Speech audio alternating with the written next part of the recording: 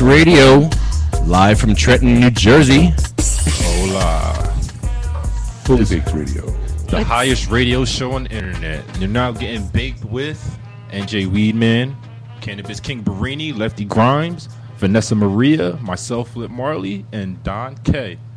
If you'd like to join our show, the number to dial in is 862-259-2253. Also, we're also monitoring our Ustream social feed as well.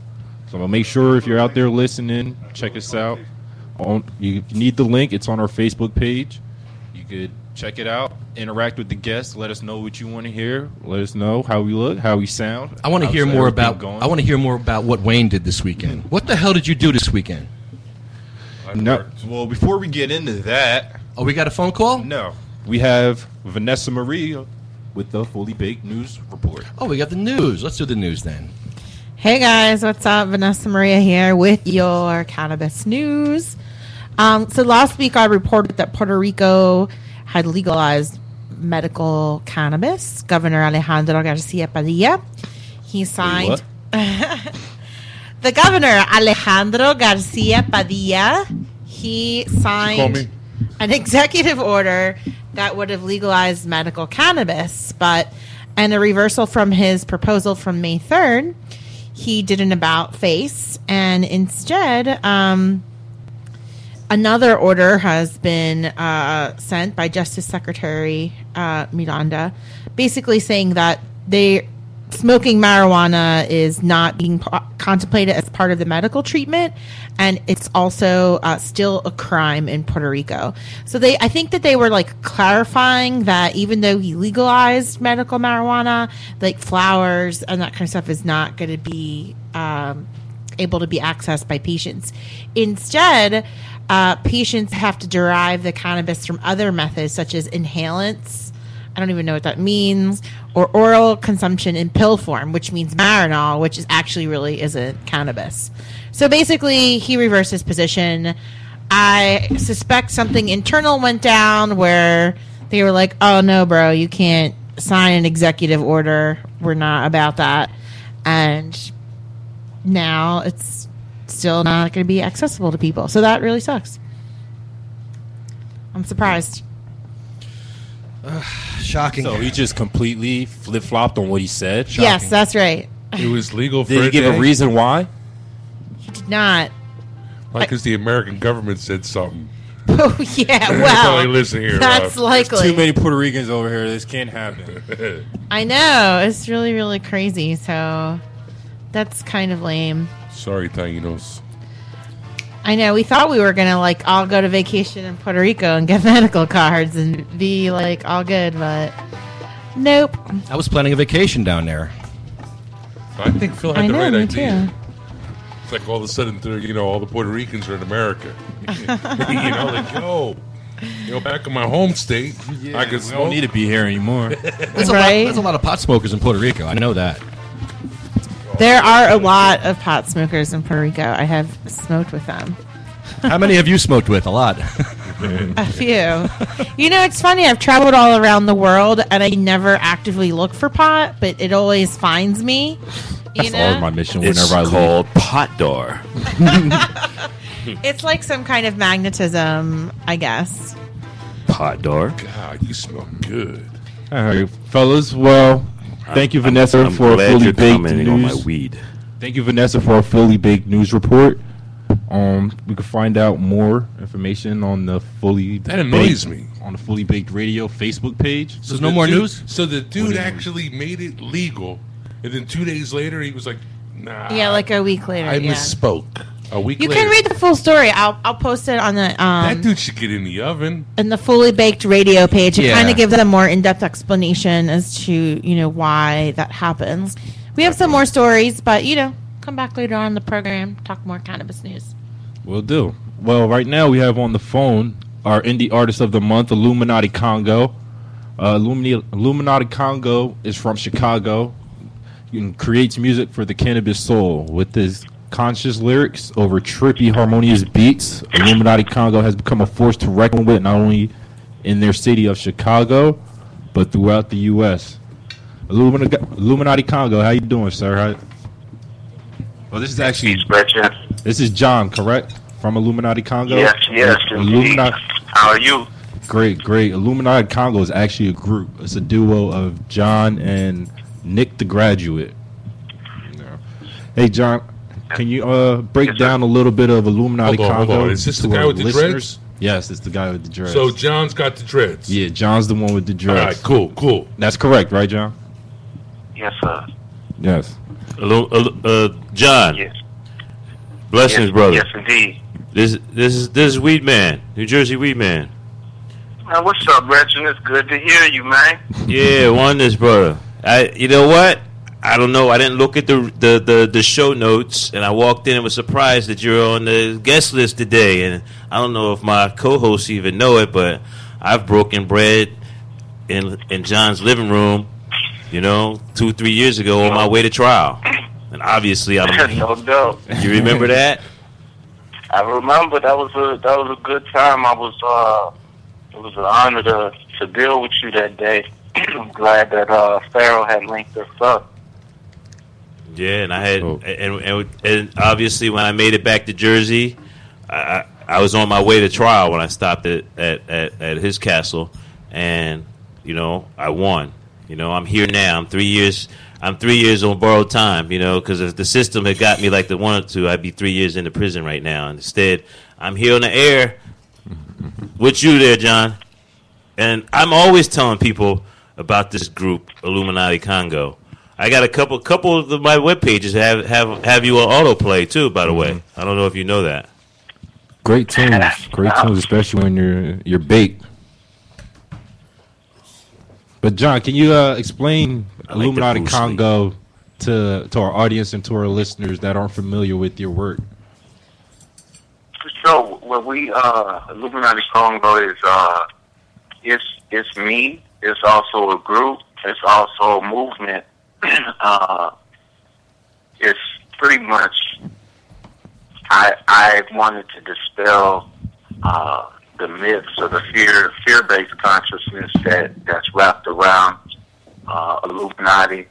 There may be people out there, malefactors and conspirators and people who have bogus agendas, but calling them Illumin makes no sense to me. And when I did the history of Illuminati, for me, in the research I came up with, the Illuminati was against the Catholic Church and the Pope and against the kings of the earth. They wanted the people, men and women, to exercise their own sovereignty and responsibility. And so for me, from the different research I took up, that's where I wanted to take the name back, even just doing etymology of the name, Illumin, and Nati. You have the Nati Congo, of course, that's Rasta. Nati Congo is Rasta, but the Nadis in the yogic traditions, Nadis are like the subtle energy pathways of the body.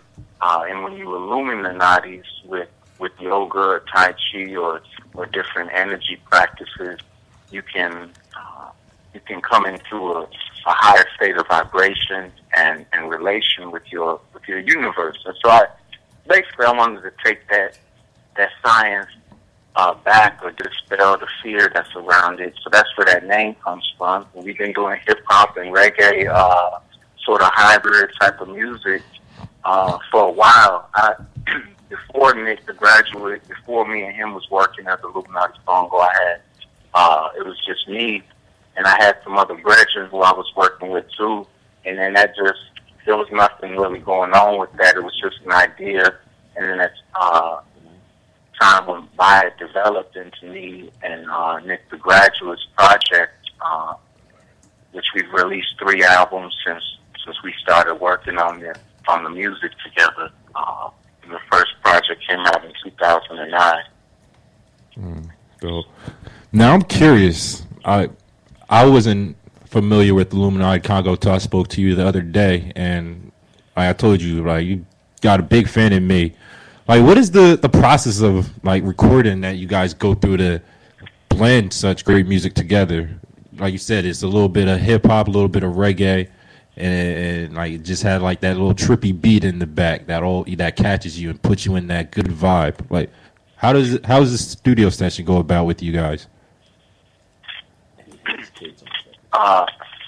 Well, we go about it. Our first album, we did a lot of sampling and mixed the sampling with live instrumentation and brought a lot of our friends in, musicians, and that was its own flavor. Then our second album, it was all, we didn't use no samples. We just did all our own instrumentation and bringing our friends in and different studio musicians that we work with. And then on the third album, which is The Green Is All I Need, all about cannabis, it's the concept album. We didn't do any samples either. And so the way we come up with the music is just, for me, I tune into the infinite intelligence. Nick, he would describe it in a different way. That's what makes us dynamic, is that we come from different approaches in our philosophy and in our life. And so for me, I just tune into this infinite intelligence that there's a lot of things that want to speak through me, and I like to allow it to happen. And Nick, he's a DJ, a dope DJ in our community here in Chicago, and he's usually, we vibe on a lot of the same music, and so it just came together naturally for us to start putting this style together like this. Being that I'm rosterless, the reggae feel and the conscious feel just shines through. Definitely. And this is Lefty. I know you smoke weed with probably a lot of people in the studio and outside the studio. Who's the most famous person besides Weed Man that you've smoked weed with? Lee Scratch Perry. Really? Who else? What? Yeah. I opened for him in, when was that, like 2011? I don't even know, but we also did a song with him, so he brought us on stage too, and yeah, we got a chance to blaze with him that day. Was that on the tour when you were in like Utah and I think it was somewhere in Southern California too? For a little while, I was really following you guys on online and everything. So, like I said, again, I'm shocked that you're in here. But was that the Utah show? It was a Utah show you was at? You opened for him? No, that was here in Chicago at Lincoln Hall. In Utah, that was with our brethren, Afro Omega and our sister out there. That was a really fun time. Yeah, we toured. We usually only have toured to the West Coast so far. We're looking to get out east soon. Oh yeah, we need you over here. What's that? I said, hell yeah, we need you over here. Yeah, come on over. Well, this is Weed Man again. I'm trying to put together something here in the city of Trenton. We have a park here that is not being utilized. It has an amphitheater in it. It's an outdoor amphitheater. We're trying to get a Sunday smoke sessions, drum circle, mixing it all up, but just an outdoor spoken word thing on Sundays. I called it Sundays. When I applied, I called it Sunday Sessions with New Jersey Weed Man, but who knows what the public name will be. I would have liked to invite you to come one Sunday this summer and be the headliner of it. We'll figure out the logistics, but I would definitely like you to do it. Yeah, we'd love to. Make it a hype show. So Lee Scratch Perry, did he have his own weed and did he use a chalice? Tell me more about this. This is amazing. No, he was more on Swift mode. He wasn't on the chalice that day. But that's usually what I blaze. Most of the time it's chalice. Who else have I put chalice with?